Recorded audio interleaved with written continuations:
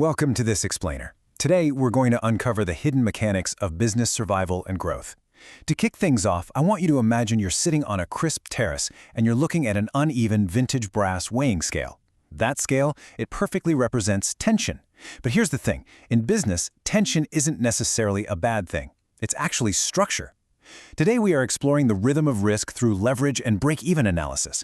We're going to see exactly how seemingly tiny financial shifts can create massive structural swings in a business. Okay, let's take a quick look at our map for today's walk. We're balancing the ledger by mastering 6 distinct analytical concepts: operating leverage, financial leverage, combined leverage, EBIT-EPS analysis, the financial break-even point, and finally, the indifference point. Let's jump in. I want to frame our whole conversation today around this amazing quote from our source material, from a character named Mira. She says, "Leverage is not just pressure, it's possibility." I just love that. It's such a profound way to look at finance, right? Usually we think of fixed costs and funding choices as these heavy, stressful burdens.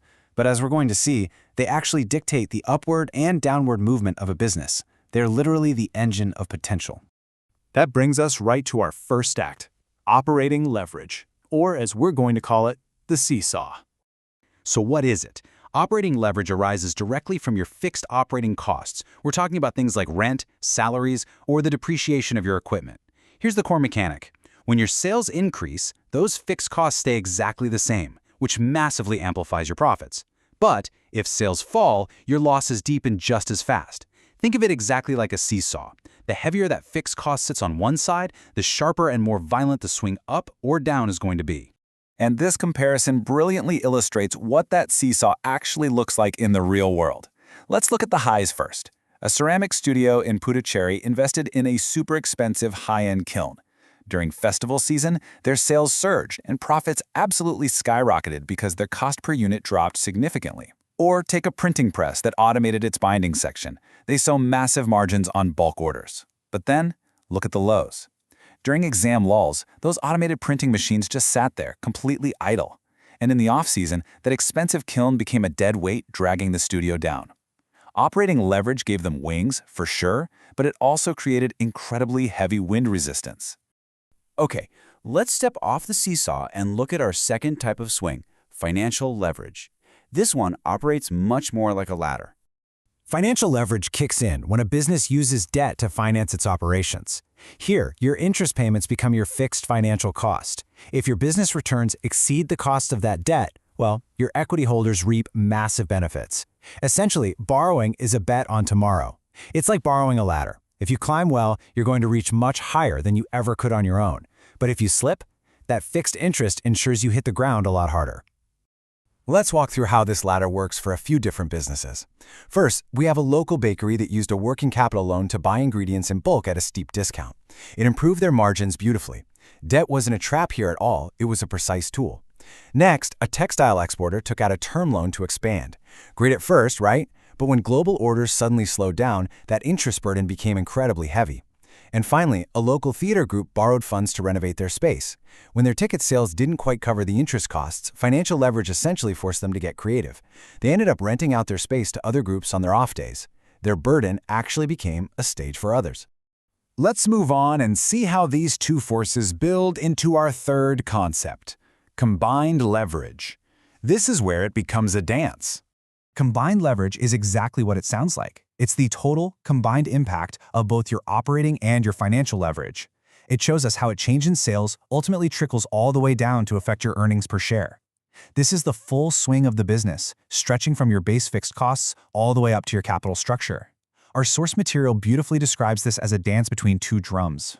Let's look at the typical life cycle of a tech startup or a food delivery service under combined leverage. Step 1. They build a platform combining fixed operating costs, like leased vehicles or app development, with financial debt. Step 2. User growth explodes, and because of that combined leverage, their profits absolutely multiply during those big festive spikes. But Step 3 reveals the flip side. When user growth stalls out, or maybe monsoon season hits for that delivery service, both the fixed operating costs and the fixed interest payments simultaneously squeeze their margins. The structure strains, forcing them to quickly pivot, kind of like that delivery service offering logistics to local grocers just to keep the rhythm going.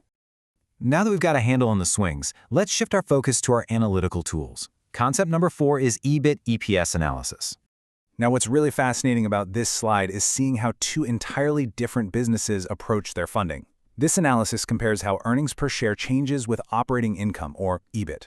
On one side, we have a solar startup. They looked at the numbers and realized debt would give them higher earnings at scale, but equity offered the flexibility they desperately needed during their early volatile days. So they smartly chose equity first and debt later. On the flip side, a coaching center realized that bringing in an investor would dilute their earnings across the board.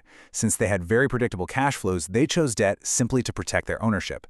The big takeaway here? These businesses didn't just chase extremes. They used this analysis to find a balance that protected their specific goals.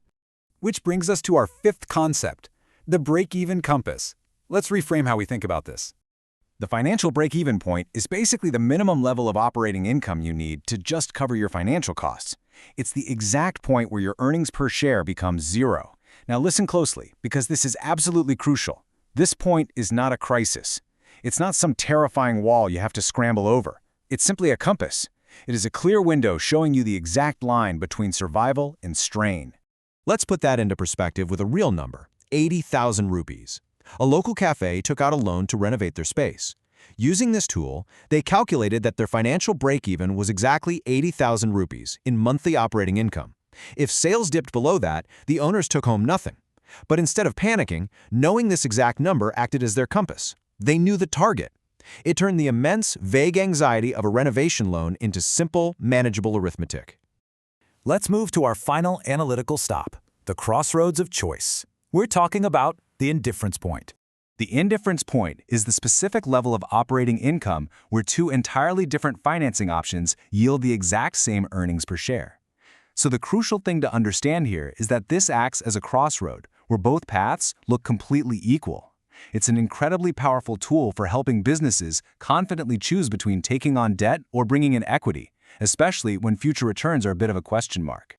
Let's look at another real-world number from our sources to make this super concrete. 1.2 lakh rupees. A publishing house was trying to decide between taking a bank loan and bringing in a private investor. They did the math, and their indifference point sat right at 1.2 lakh EBITDA. If their income was going to fall below that number, equity was the better choice. If it went above it, debt would give them a higher EPS. Because they realistically only expected moderate returns, they went with equity. They actively chose safety over the massive swing of leverage. As we bring our narrative back to that crisp terrace where we started, looking at those uneven scales, I want to share a quote from Arav, the other character in our source text.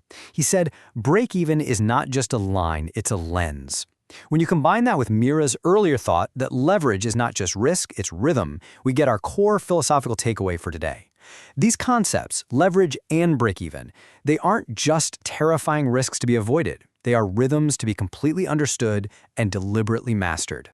As we wrap up this explainer, I want to leave you with a few final provocative thoughts straight from the source's notebook. Ask yourself, what leverages shape my choices? How do I personally choose between safety and scale? As you look at your own professional endeavors, take a moment to reflect on how you will balance those scales. Thanks for exploring this with us today, and keep learning.